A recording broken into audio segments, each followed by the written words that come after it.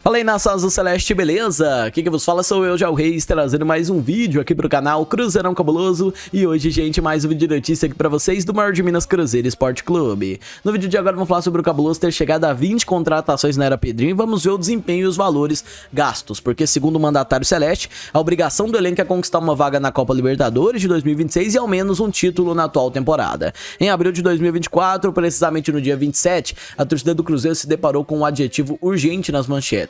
Naquele sábado, Pedro Lourenço entrou em acordo com Ronaldo Fenômeno e comprou as ações da SAF do Cruzeiro por 90% que pertenciam ao jogador. Aos poucos, o empresário, que já fazia aportes significativos, passou a administrar o clube integralmente. Ao fim da primeira janela de transferências de 2025, nesta sexta, a gestão chegou à 20ª contratação. Desde que adquiriu a maioria das ações da SAF da Raposa por 50 milhões, mais 350 milhões em investimentos diretos ou incremento de receitas, no fim de 2021, Ronaldo trabalhou nos bastidores para recuperar a saúde financeira do clube, que estava em crise, devia mais de 1 bilhão. A gestão cautelosa em termos econômicos, aliada ao desempenho abaixo, incomodou parte da torcida, que passou a protestar contra o antigo jogador. Diante de tamanha pressão e instabilidade, Ronaldo vendeu a parte a Pedrinho. O empresário fundador da rede de supermercados BH iniciou o comando com postura diferente e abriu o bolso. Em pouco menos de 2 meses de gestão, gastou cerca de 173 milhões em contratações, sem considerar as metas estabelecidas em contratos. A depender de metas, os valores podem chegar a 212 milhões. Passaram a integrar o elenco celeste em junho de 2024 o goleiro Cássio, que veio de graça, o zagueiro Jonathan Jesus, que foi 8,25 milhões por 90%, os volantes Matheus Henrique, que foi 35 milhões, ele pode chegar também a 50 milhões esse valor, né? O Cruzeiro pagou 35, com as metas vai a 50. O Wallace, que veio por 35 milhões e pode chegar a 40, e Fabrício Peralta, que veio por 16 milhões por 60%.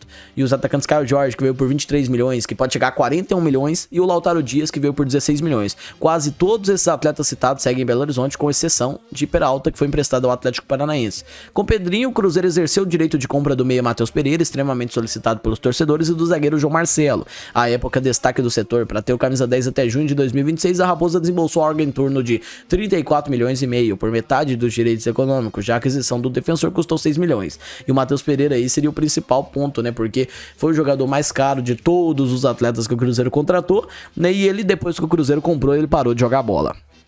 E pessoal, se em fevereiro o Cruzeiro havia decepcionado ao ser eliminado pelo Souza da Paraíba no ano passado, ainda na primeira fase da Copa do Brasil, e perdido a final do Mineiro pro Atlético, no Brasileirão o time teve uma postura totalmente diferente. No primeiro turno o elenco fez uma campanha de G4 da Série A e avançou na Sul-Americana, depois perdeu o fôlego e, diante de mudanças no comando técnico, na demissão do Fernando Seabra e a contratação do Diniz, não conseguimos a vaga na Libertadores e tropeçamos na decisão do torneio continental contra o Racing. Àquela altura a temporada havia sido perdida, né?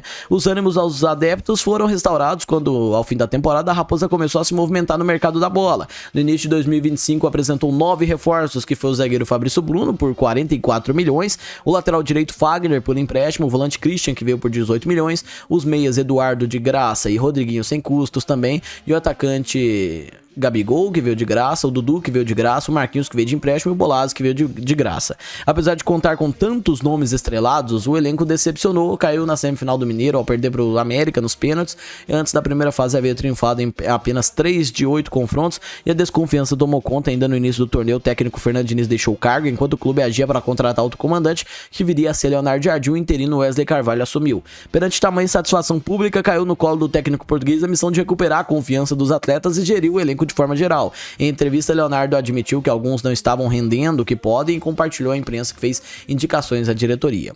Com o aval do treinador, chegou em Belo Horizonte o zagueiro Matheus Gamarra, o paraguaio, que fechou com o Cruzeiro por empréstimo de uma temporada depois que João Marcelo se machucou gravemente e precisou passar por cirurgia após uma lesão multiligamentar associada a lesões meniscais do joelho direito. Também aprovado pelo comandante português Wanderson, que defendia o Inter, desembarcou na capital mineira nesta sexta-feira, dia 28, e no último dia da primeira janela de transferências, com um contrato até o fim de 2027. O atacante chega para bater dívida de 2,8 milhões dos gaúchos com os mineiros pela compra do atacante Wesley em fevereiro de 2024. Para completar a transação, a Raposa deve enviar um jovem atleta ao Colorado. Agora, elenco, comissão e diretoria tem cerca de 5 semanas sem compromissos oficiais para a preparação. O Cruzeiro só volta a campo no fim de março, quando recebe o Mirassol no Mineirão, em Belo Horizonte, pela primeira rodada do Brasileirão. Posteriormente, a CBF confirmará a data e o horário. Em relação à próxima janela de transferências, há uma exceção concedida pela CBF CBF entre 10 de março e 11 de abril e os clubes poderão inscrever no bid da CBF atletas que atuaram estaduais. Depois a janela reabre em 10 de julho e fecha em setembro. Jogadores vinculados a clubes internacionais podem ser inscritos também até 28 de fevereiro. Entre 2 e 10 de junho, instituições que participam do Mundial de Clubes da Federação Internacional, que é a FIFA, poderão contratar a última oportunidade para adquirir futebolistas que pertencem a equipes de fora do país, de 10 de julho a 2 de setembro. Ciente do poderio técnico, Pedrinho detalhou em entrevista recente aos donos da bola da Band o que pediu aos jogadores em conversa que promoveu na Toca 2, e disse assim: pedi duas coisas, a vaga na Libertadores e pelo menos um título, e espero entregar para o nosso torcedor, porque o nosso torcedor merecem. Montamos um grupo forte, o Jardim mesmo reconhece que é muito bom, quero voltar à Libertadores e precisamos ganhar ao menos um título esse ano, um desses 3 títulos. Foi o que contou ele. Neste ano a Raposa tem pela frente a Copa do Brasil, a Sul-Americana e o Brasileirão. E galera, atualmente, ao considerar os atletas que assinaram com o Cruzeiro em meados de 2024, Cássio é um dos poucos que recarrega status de titular. Muitas vezes contestado pela torcida por falhas em momentos cruciais, o goleiro acumula 36 partidas oficiais. Prestigiado pelos adeptos, Matheus Henrique também tem espaço garantido no meio-campo celeste. Segundo volante, completou 33 jogos, pelo clube e marcou 4 gols. Muito bom jogador. O jovem Jonathan Jesus, de 20 anos, ganhou a vaga de titular na atual temporada quando o João Marcelo se lesionou e tem deixado impressão positiva em campo. São 14 duelos no total. O Wallace desembarcou em BH com moral elevado, e a fama de roubador de bola, no entanto ainda não conseguiu exibir o melhor futebol. Ele que soma 20 jogos, como explicado anteriormente, Peralta se transferiu ao Atlético Paranaense para ganhar rodagem e o paraguaio vinha compondo o terceiro time do Cruzeiro. Já o Wallace, galera, eu tenho muita fé nesse cara, eu acredito que o Leonardo Jardim vai recuperá-lo, viu? E ele tem total condição de ser titular nesse Cruzeiro, mandar o Romero pro banco e ser titular e assumir o meio campo. É muito bom ladrão de bolas e, claro, tem que recuperar a confiança. O Caio Jorge teve um início abaixo, mas depois ganhou a confiança do torcedor cruzeirense, um dos melhores em campo ao fim da temporada anterior, teve uma sequência interrompida por lesão. Voltando aos poucos, parece ter conquistado também espaço com o Leonardo Jardim, o atacante de 23 anos que acumula 7 gols em 23 jogos pelo clube. E é muito bom atleta e um ponto interessante para outros falarem, porque assim, muita gente fala, não pode criticar aí porque os caras estão reclamando, estão sofrendo. O Caio Jorge apanhou pra caramba e deu a volta por cima e correu pra caramba, não ficou de marra, pediu desculpa e correu e treinou e se dedicou e é o melhor jogador do Cruzeiro hoje, se brincar, depois do Matheus Henrique. E ele é um dos melhores jogadores do Cruzeiro, cara. Aí o outro vem, infelizmente eu fiquei e queria ir embora. Pô, não existe, né, galera? O Lautaro Dias, que nunca se firmou como titular absoluto, mas é sempre muito utilizado como atleta de escape por qualquer pessoa que lidere o comando técnico do Cruzeiro e em processo de aprimoramento físico, tem no currículo 30 jogos pelo clube. Matheus Pereira nunca não esteve entre os 11 principais. Líder do meio campo, jogador de criação é figura essencial em qualquer desenho tático, pelo menos era até a semana passada, quando se envolveu num imbróglio que quase deixou o clube. O camisa 10 aceitou a oferta do Zenit, realizou exames médicos, mas desistiu de ir pouco, antes do fim da janela de transferências na Rússia. Ele também foi envolvido em possível troca com o Flamengo, mas recusou. E de volta à rotina de treinamentos, precisará recuperar a confiança da torcida. São 83 jogos pelo clube com 13 gols e 17 assistências. João Marcelo mostrou segurança e ganhou espaço na zaga em 2024. No início deste ano sofreu grave lesão e vai ficar de fora por tempo considerável. O defensor acumulou 60 jogos e 3 passes para gols. E o nome de maior prestígio é o Gabigol, ainda não retribuiu dentro das 4 linhas o apoio que recebeu dos fãs, apesar de ter média boa de gols, com 5 em 7 jogos, o atacante fez a maioria dos gols em cobranças de pênaltis e perdeu oportunidades importantes, principalmente diante do América, no jogo de volta da semifinal do Mineiro, que custou a eliminação da Raposa. Fabrício Bruno, por sua vez, chegou ocupando o posto de titular, o zagueiro lidera o setor defensivo sem contestações, são 8 partidas oficiais na conta, o Dudu tem sido frequentemente elogiado pelos adeptos, principalmente pelo esforço em campo, também titular, trabalha duro para recuperar a melhor forma. O atacante soma 9 jogos e 1 gol desde que retornou à Toca da Raposa.